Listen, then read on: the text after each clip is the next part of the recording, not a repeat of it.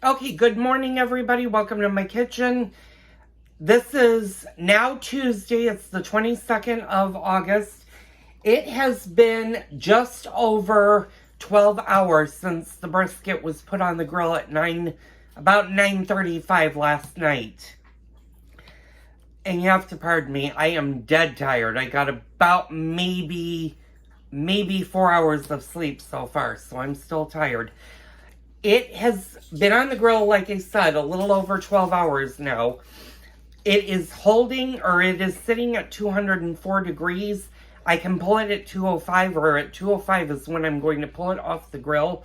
It did hit the stall, and some of the videos that you guys saw, I might have been really quiet at, and I apologize. I tried to do a little bit of recording throughout the night, just update videos for you guys. Basically, what happened around well, it had to have been later than that. Maybe around 2-ish. I had to pull the brisket off the grill. I wrapped it in the butcher paper, and it did hit the stall. It hit the stall about 173 to 175 is when it hit the stall. And when I say it hit the stall, this has been steadily climbing. Meat-wise, the meat has been steadily climbing about every half an hour to 45 minutes, sometimes a little sooner. When it hit the stall, it didn't climb. It did not move at all for a good couple of hours. And that's just a stall that the meat needs to go through. So like I said, when it hits 205, I can pull it off. I'm going to keep it wrapped in the butcher paper. I'm going to wrap it in more aluminum foil. You can now see I have a cooler right here. And I had to go. I used to have a bunch of towels the last time I made a brisket. I didn't make a whole brisket. I think I made the point brisket because I have a small flat in the freezer. I have another full brisket somewhere in the freezer, so we'll be doing this, and I am going to do it much differently. I'm not doing it again in the near future though, because this, like I said, is a very long cook. But what I did is I went to my local Kohl's yesterday, and they had towels on sale for $4.99, the bath towels. I bought 4 of them. Now, I probably won't use all 4. I might use 3. I might use 2. It all depends on how big the brisket is. But what you're going to want to do with this next part, when you pull it off the grill, is you're going to either want to wrap it in a more butcher paper or an aluminum foil, and then quickly put it in the cooler, insulate it with towels, and just leave it alone. You don't want to do anything to it for at least 2 hours. You could probably go into the 3rd or even the 4th hour if you want, depending on, like I said, how big your brisket is. Now, this brisket looks good when I pulled it and wrapped it. The only difference with this brisket is it doesn't really have a bark. And unfortunately, I don't have any photos that I can include in any of my videos because YouTube doesn't like photos. Or if they like a photo that you can use for the background setting, the problem is they have to be under a certain megabyte, and most pictures are over, especially when I record on the iPhone. They're above what YouTube likes. So, okay, so it just hit 205. I'm going to give it, since it just hit 205, I'm going to give it about maybe 10 minutes. I may even let it go 1 degree above the 205 just to make sure it's 205. We're going to go grab it off of the grill.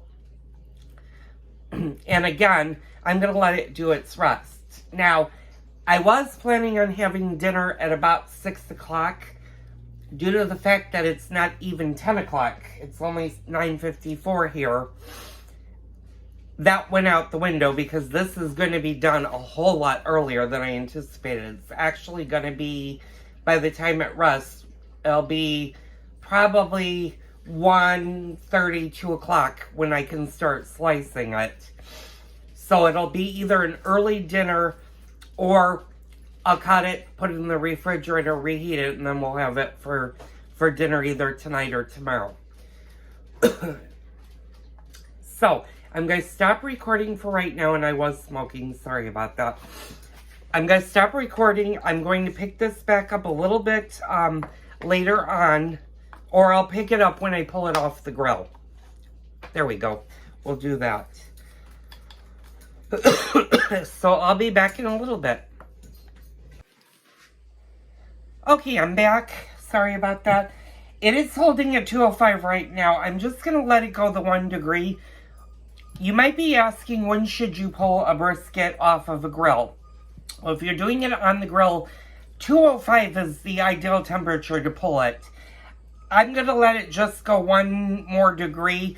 If you happen to go past 205, it's not going to hurt the product. You just don't want to go way over. But 205 is the rule of thumb. And like I said, it would be very tempting to unwrap it, see what it looks like, and start cutting it. It needs a very long rest period because the brisket is so big, you want all those wonderful juices to absorb back into the meat. And I just hit 206. I'm going to stop the video for a quick second. I'm going to go grab it, and we're going to wrap it. Okay, I'm back, and the brisket is right here. It is hot. I'm going to wrap it in a little bit more butcher paper. No, actually, I said I was going to wrap it in aluminum foil. And you are definitely going to want to use welding gloves or have very good gloves that can handle the heat.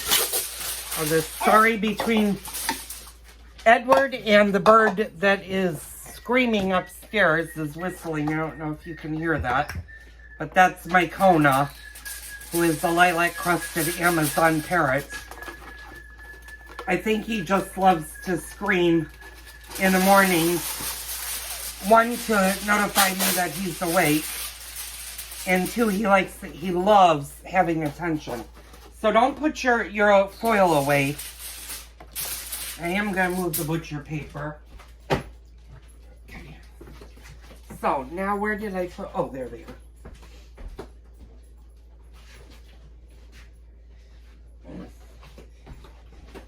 And like I said, these gloves may look very dirty. These gloves are only used for one thing and one thing only. So if you invest in good welding gloves, use them only for cooking. And that's what these have been. They've been used for cooking. I'm going to move you guys down so you can see this. You know the drill, where you guys are going. I might not be on camera. Okay, so what I'm just going to do is I'm just going to wrap, and you're going to have to use more foil. And you may notice over here that I still have its temperature probe in. And that is totally fine. It's not going to actually be recording any temperature, but it's just going to chill out while this thing rests. And since it is 10 o'clock now, like I said, it's going to rest for quite a while. It's going to rest at least for the next 2, maybe even 3 hours. So 10, 11, 12, 1. So about 1 o'clock is when I'll finish up the video today. And I do apologize. A lot of this is going to be updates. Well, you guys, by the time you guys see this, you'll have known as being an update. So... Okay, once you get it wrapped in foil, it's okay to touch it. I mean, it's going to be warm to the touch, but you're not so close to the meat where it's going to be hot. Okay, so now you guys won't really be able to see what I'm going to do next. Because I got to move the cooler. Watch out, I got to get the dogs. And unfortunately, I can't move you guys low enough, but I'm going to kind of, gotta be careful. I'm going to kind of show you. You all know what an empty cooler looks like. So, for this point, what you're going to do, I'm going to take one towel and I'm just going to lay it at the bottom.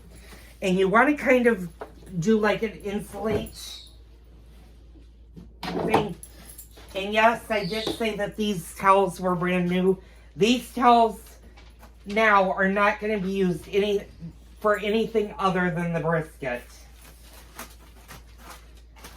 And I did go back, since these were a great sale, I did go back and I got more towels for the house to replace some of the floor towels that my husband did.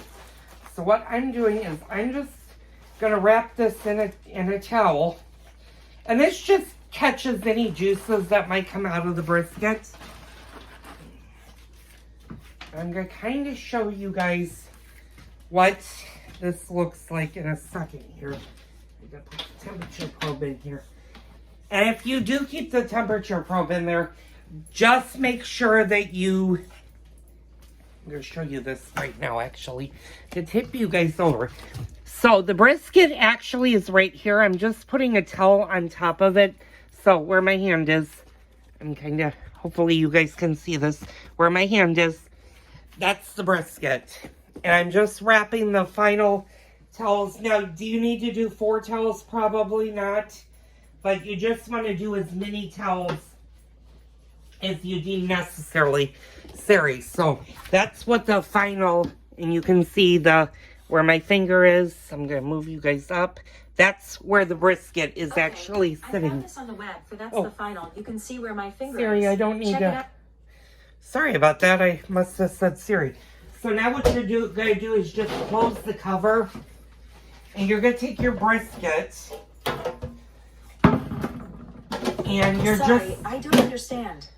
Nobody's talking to you, Siri. Now what you're going to do is you're just going to take your cooler and put it, you can put it on a countertop, you can put it on the stove. Make sure the stove obviously is not on.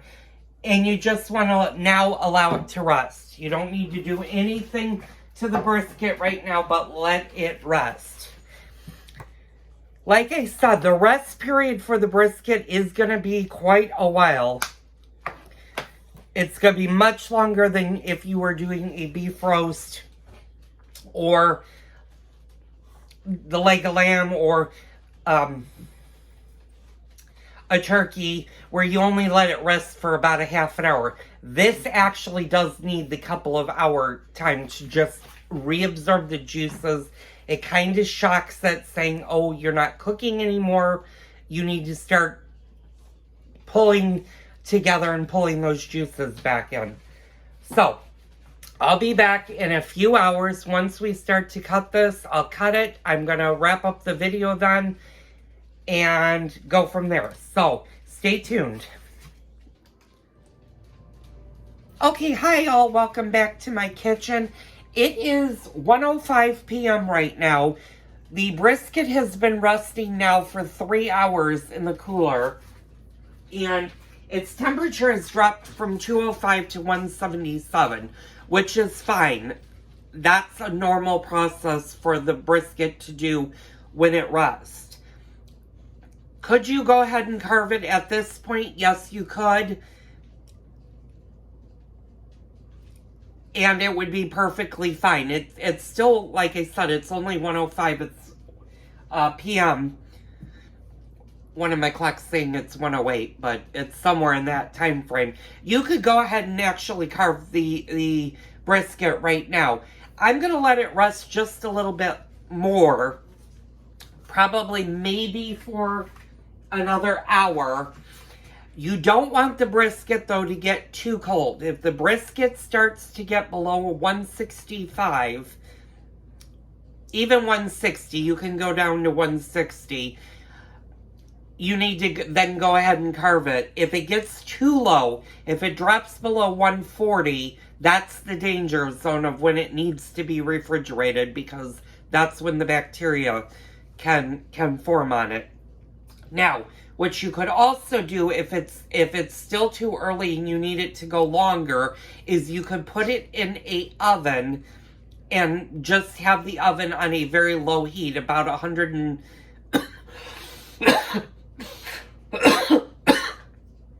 excuse me, about 175 to 200 degree oven, and just wrap it in foil and allow it just to maintain a temperature. You could do that.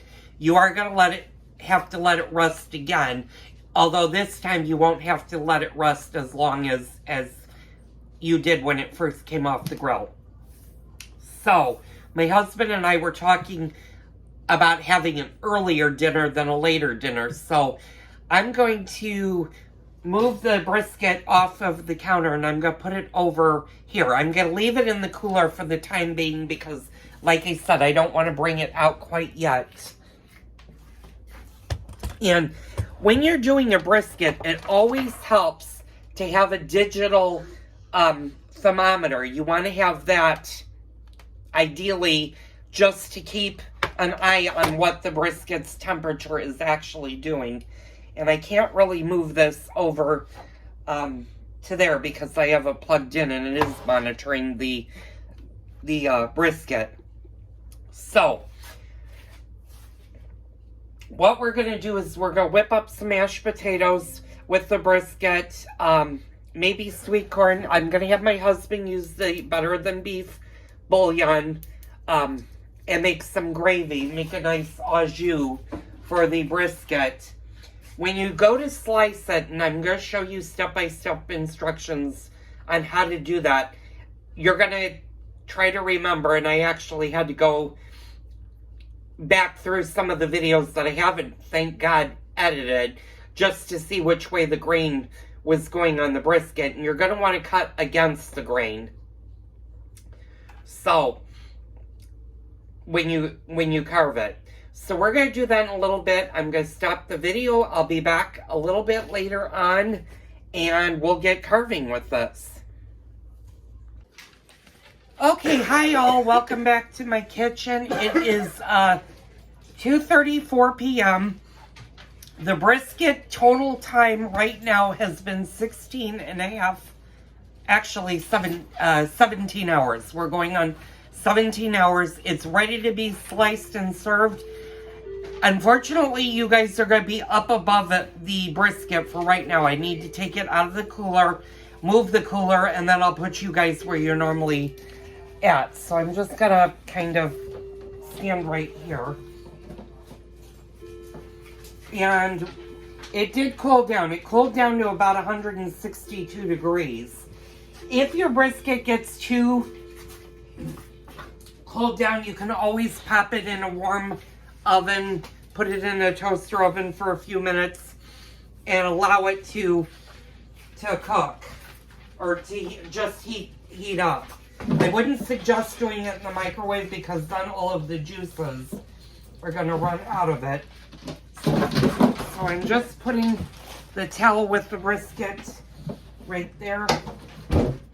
And the cooler trick is a great idea. A lot of the eggers will use a cooler for the rest period. I'm going to bring you guys down here. You can see the brisket is all nice and wrapped. I'm going to just lift it up, and it is still pretty warm, so I don't think I need to nook it. But if you have a Yeti cooler, I'm going to move you guys over a little bit more so you guys can kind of go raise this a little bit. Yeah, there we go.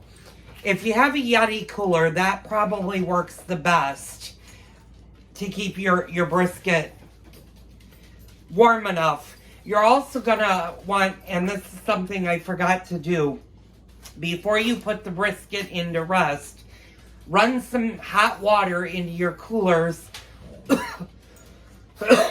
and then thoroughly dry, and maybe put warm towels on the bottom.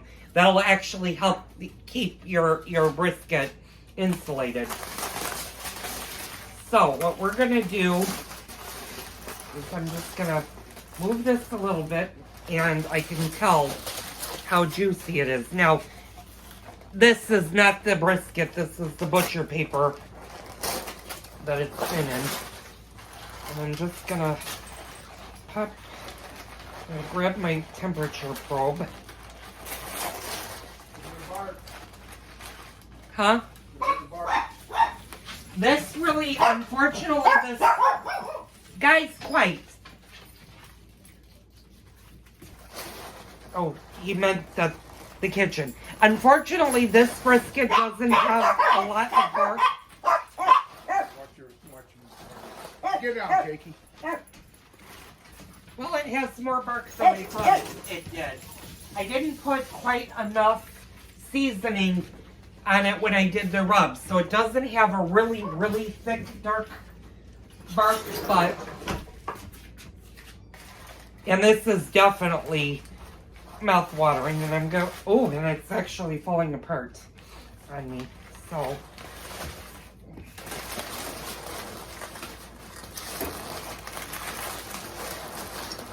I'm gonna wrap that up. And it does have more of a bark than I thought it did. It didn't appear to have bark when I initially wrapped it, but that's what the brisket looks like. And again, when you slice it, you're going to slice against the grain. I'm just going to kind of remove the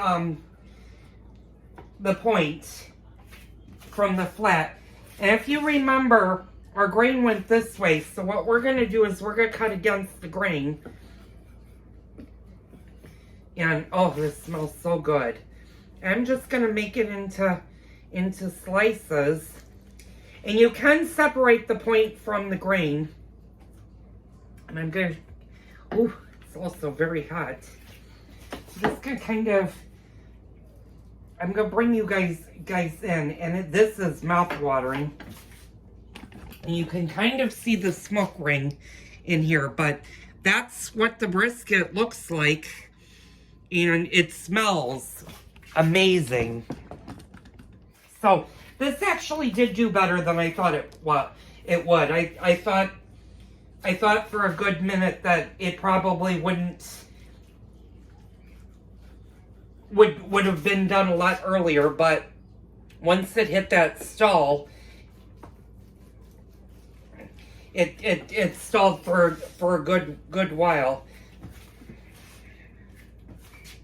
So I'm just gonna cut a little bit of this, and you can tell how juicy and moist this is, and it is fully steaming. I'm gonna sneak a little bite.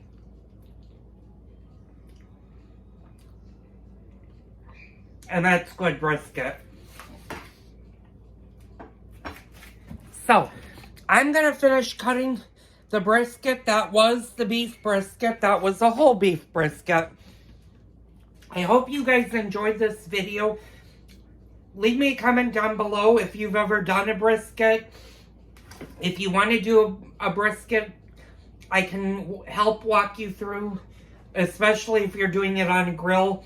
The cook time is long, but it is so worth it. Anyway, thank you guys so much for putting up with me and these long videos. I'm going to go eat the brisket, and then I'm going to take a very long nap because I'm just exhausted. I've been up almost 24 hours.